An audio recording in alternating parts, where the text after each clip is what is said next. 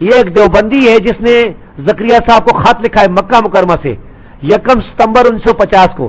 یہ خط میں آپ کو سارا سناؤں گا انشاءاللہ، یہ سن لیں. فضائل حج میں یہ بھی ہے کہ ایک آدمی مدینہ منورہ کی زیارت کو گیا، بھوکا ہوں یہ کہہ کر مسجد نبوی میں ایک جگہ بیٹھ گیا. تھوڑی دیر بعد نیند آ گئی، غنودگی ہو گئی.